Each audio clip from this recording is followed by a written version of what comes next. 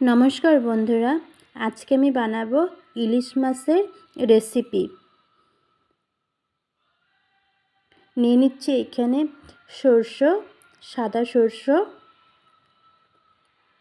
নিয়ে নিচ্ছি এখানে কালো সরষে, ভালো করে ধুয়ে নিয়েছি। এখন আমি বেটে নিব।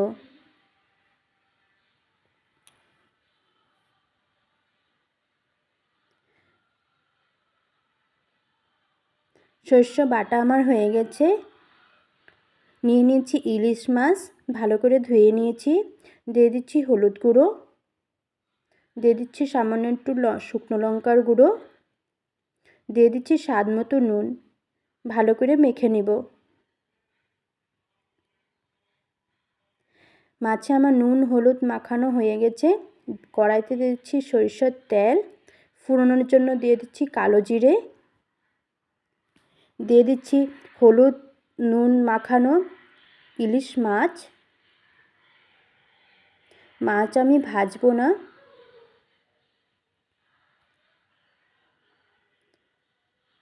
সবগুলো মাছ আমার কড়াইতে দেওয়া হয়ে গেছে।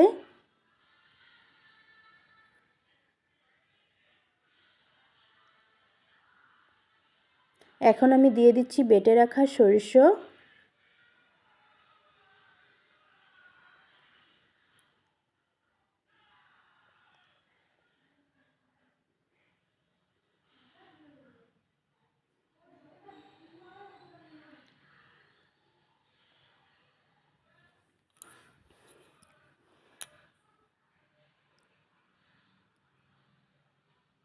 দিয়ে দিচ্ছি জিরে গুঁড়ো,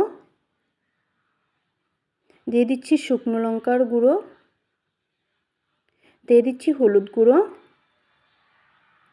দিয়ে দিচ্ছি কেটে রাখা কাঁচা লঙ্কা। ভালো করে মিশিয়ে নিচ্ছি।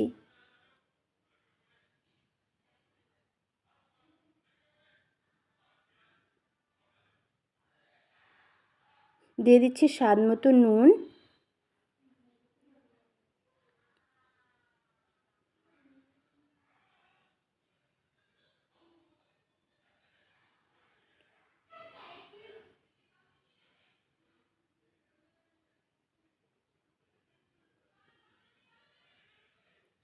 ইলিশ মাছের রেসিপি আমার হয়ে গেছে, নামিয়ে নিচ্ছি।